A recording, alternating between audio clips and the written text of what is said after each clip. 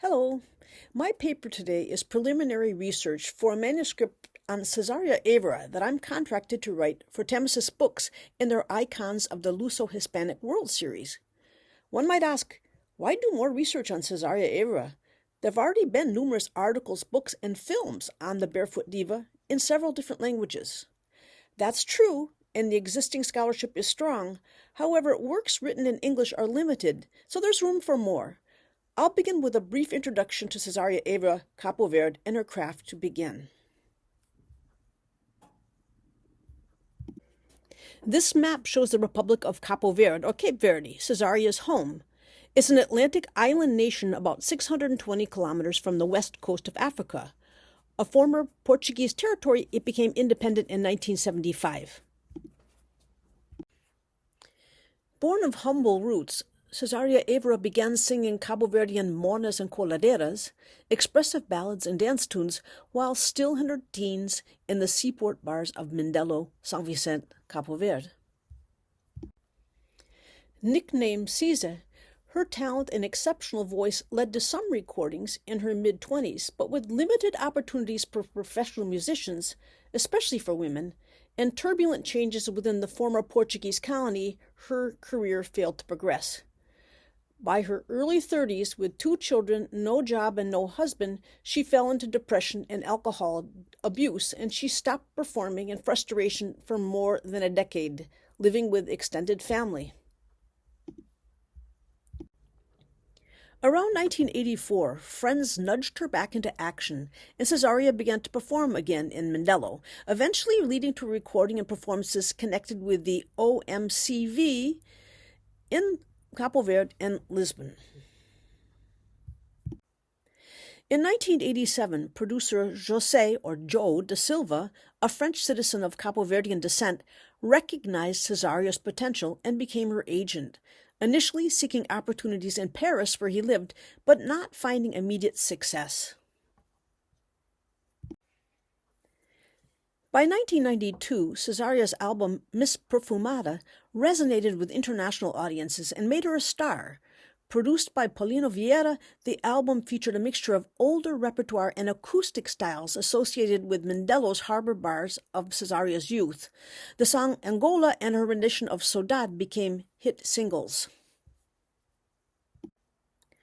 Audiences embraced Cesária's music, along with her age, gender, color, and Cabo Verde's relative obscurity, and she became a beloved figure worldwide with dozens of albums, world tours, and musical accolades, including a Grammy Award in 2003. Cesária sang in Crioulo, a Portuguese Creole, but her songs full of saudade or longing spoke across borders, tugging the heartstrings of international listeners. I ask here, why did her music work? In what ways did her music resonate with international audiences? It's beyond the scope of this presentation to fully detail how a confluence of sociocultural global factors helped Cesária achieve her full potential as the iconic barefoot diva. I'll focus today on Cesária's communicative strengths, music, and her legacy. Altogether, this panel highlights how musical practices shape and negotiate senses of belonging across and within different postcolonial communities. According to Vanessa May, belonging results from, quote, the process of creating a sense of identification with or connection to cultures, people, places, and material objects, end of quote, and it describes a feeling of ease with these relations. Cesária created belonging, binding international fan communities in several ways. For one, her music resonated with listeners because its Lusophone sounds adhered to prior established aesthetic expectations. Rooted in a transatlantic complex of hybridized Euro-African musical forms, the styles combined formal musical structures and grooves in ways that resonated with listeners, rejuvenating old memories and solidifying connections. With Cesária's special voice, the intrinsically hybrid nature of many Cabo Verdean musical styles had broad appeal and even a liminal quality, a kind of cultural indefiniteness that was part of its allure, according to Arenas. Secondly, Cesaria's music embodied her difficult life story in a direct, compelling way. Through her songs, she extended hospitality to her audiences, inviting listeners into a world of sorrowful mourners and high-spirited coladeras, but she did so with an uncompromising, I am who I am, you can take it or leave it attitude. As it turned out, many loved Cesária just the way she was, personally identifying with both her and with the nostalgic sorrows and joys in her song lyrics. Her remarkable voice, quietly self-assuring presence, and seemingly effortless delivery converted listeners to fans. For Cabo Verdeans, her success valorized one aspect of their rich, unique culture and served as a model to emulate. To this day, international and Cabo Verdean fans alike are adding comments to her Facebook videos praising her artistry, expressiveness, and emotional effect. Look them up online. Many other factors contribute to Cesária Évora's success, and I'll discuss a few of them here. One was her personality. She was unapologetic about who she was, a real diva, but also an enigma in some regards because she didn't speak about herself often. Others have written that she was innerly confident in her own musical talent and decisive in her wants. She was alternately motherly, ironic, commanding, bohemian, and sometimes bawdy, but always genuine. In terms of the development of her stage persona, in 2022, producer Joe Da Silva commented, "What really happened was simply to present a person as she is. She was a genuine person and I just followed her. I didn't change anything. Of course, nowadays it's hard to find someone like that. Cesária was simple. She didn't invent anything to please anyone. You either liked her the way she was or you didn't." Da Silva went on to explain that her early experiences with music in Mindelo was the laboratory that brewed up her success. He says it was Cabo Verde, specifically Mindelo, San Vicente, in piano bars with Chico Serra, Tigoi, Manuel de Novas. It was there, surrounded by these musicians, that she got the foundations for everything she later did. She said that she had seen her success a long time ago in the bars of Cabo Verde because sometimes she sang for foreigners, and she said that in her eyes she could see and feel clearly that the day she left Cabo Verde to sing, because of the way they admired her, she would certainly be successful. She had this intuition decades before what happened in France. She was a very simple person, but she was aware of the things that were going to happen, and her success did not surprise her. It was as if she already knew everything that was going to happen to her. But she always waited for her moment. She had several opportunities, but they were interrupted by people who did not help her or who did not believe in her. Cesária herself reinforced the idea that her success abroad was not a surprise in this excerpt from 2008. "I thought that if one day I could sing outside of Cape Verde, maybe I could do well. I would sing in private and for government people on official visits in colonial times, and I thought that one day in the future I would go abroad. Someone gave me some Eiffel Tower perfume, and I said, when I get to Paris, I will have to see it. Since then, I have seen it several times, but I don't find it strange to be in a foreign country. That's because anything can happen." Cesária's friend, the composer Vasco Martins, also reflected on Cesária's special qualities in a short book he wrote. He writes, "But what did Cesária have that was unique? What are the particularities of her voice and the personality that unexpectedly reached the hearts not only of Cape Verdeans, but of millions of foreigners? When she sang, she gave the impression of a strange creative melancholy, of a distant lost world, of an ideal of youth and nostalgia. In short, of an artistic presence that united hearts, that expanded feelings in a kind of eternal present. That was the great mystery, very rare, which belongs only to great artists." Cesária certainly had great musical gifts. Her lush, buttery vocal production seemed effortless. Her soft contralto sound was very different than typical soprano Morna singers. She had a great sense of time and the ability to sound completely relaxed over a motor-like rhythmic accompaniment. Her vocal stylings were understated rather than flashy or virtuosic, but they were always musical. Recordings from her mid-20s reveal that those stylings were already in place back then. Her voice was lighter and higher, but very much recognizable. The efficacy of Cesária's specific performance attributes is harder to analyze.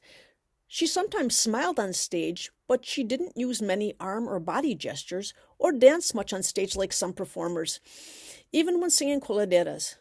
Yet her solid presence, sad eyes, and naturally intense delivery commanded attention. She seemed serious, confident, and authentic. On stage, she sometimes laughed with the musicians, but these seemed to be inside jokes not meant for the audience, which she seldom directly addressed. She performed barefoot and often smoked a cigarette and had a drink on stage during breaks. World-weary, she didn't seem to care if we liked her music or not, and that's perhaps part of her appeal. She didn't need us. She left us begging to be as cool as her and her band members. One shouldn't underestimate how the nature of Cabo Verdean music itself may have contributed to Cesária's success. As previously mentioned, her music connected listeners through its close relationship to other Black Atlantic sounds. Although some hybridized Euro-African styles emphasize African roots, the Morna's qualities may resonate with listeners on the other side of the spectrum, with those familiar with Western art and folk music styles.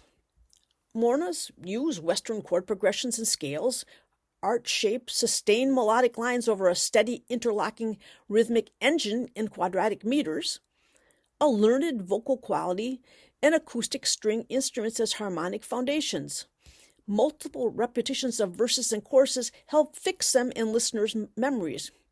These Western art-like music features may make the Morna, considered sometimes to be Cape Verde's art music, particularly interesting to some outsiders. Cabo Verdean song lyrics also provided points of intersections for creating community. By 1992, Cesária's recordings provided song lyrics in multiple languages, helping diverse audiences to understand and identify with their universal themes. Even without full translation, Creole's Romance language-based vocabulary can create linguistic connections. Altogether, threads of belonging are woven together in Cesária's songs through a combination of nostalgic lyrics, familiar soundscapes, and shared memories. The overall emotional affect in Cesária's music could be understood across many cultures, creating a community of belonging. Cesária's musical persona gradually evolved over time. In the early 1990s, recordings transitioned from synthesized zouk-influenced dance songs popular with youth within the Cabo Verdean diaspora to traditional acoustic orchestration and repertoire that appealed to new audiences at home and abroad. Her image transitioned as well. Cesária's images in a simple dress on early album covers captured the imagination of French audiences in the early 1990s, but later photos presented a new chic Cesária with manicured fingernails, new hairstyles, makeup, gowns, and jewelry. Image-building publicity, reinforced in interviews, articles, and performances, played on familiar tropes. Rags to riches stories, uncovering hidden talents, and personal redemption based on tenacity, self-discipline, and belief in oneself. Her image as the exotic other was always part of the marketing strategy. In the press, Cesária was often compared to iconic females like Billie Holiday, Nina Simone, and Edith Piaf.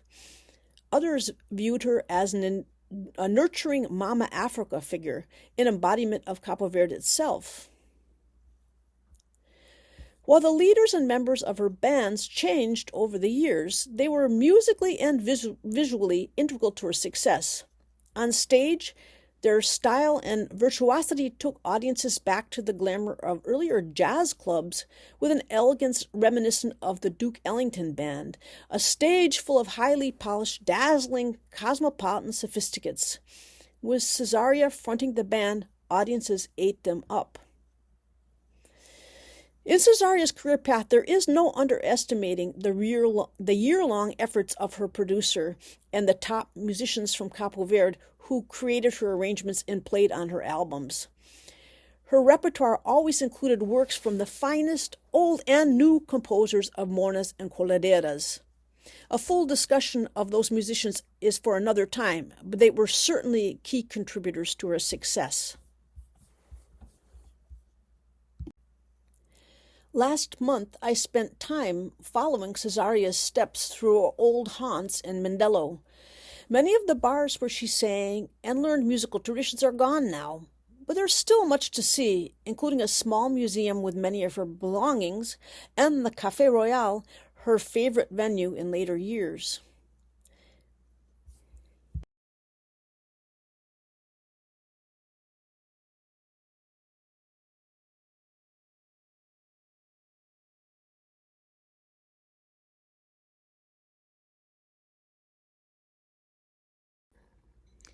Mindelo's International Airport is named in Cesária's memory and has a statue of her in the front and images of her inside. Cesária didn't perform very often in Cabo Verde in later years. Young Cabo Verdeans tended to prefer an ever-changing array of new transatlantic sounds over traditional music in any case. Nevertheless, Cesária is a respected national icon, and her image is everywhere. Cesária's image is on the 2000 Cabo Verdean escudo bill, a currency worth about $20, and there are postage stamps with her image in both Cabo Verde and Guinea-Bissau. Cesária's image appears everywhere on clothing and items today. In my observations, they're often purchased by diaspora members, perhaps as markers of identity, but Cape Verdean locals wear the shirts and tourists buy them too. It is interesting to consider why the image of Cesária with eyes closed and fingers on her head has become the most prevalent one. To me, its meaning is ambiguous. What do you think the gesture is saying?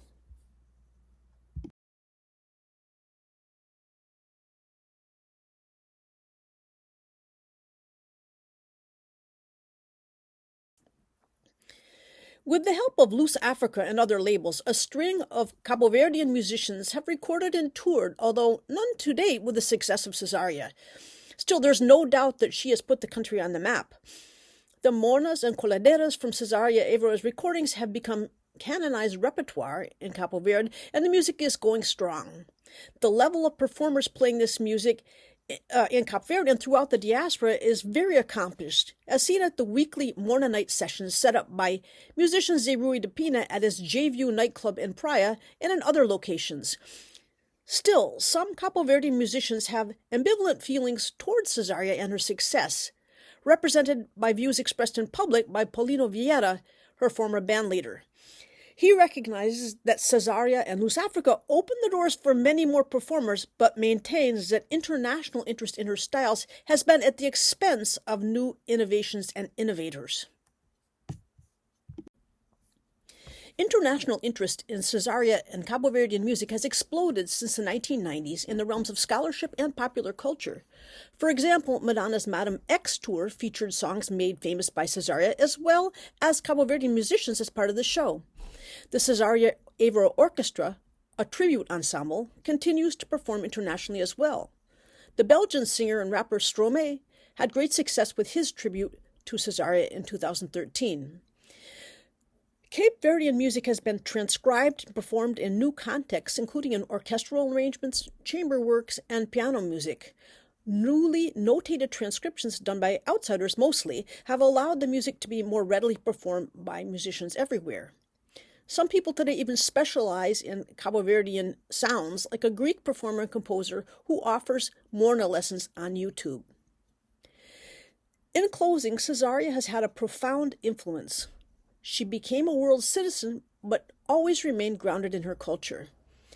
This presentation is a work in progress, but I've laid out some details of her career legacy and her appeal to listeners at home and abroad as she sang us threads of belonging through nostalgia, rhythms, and memories.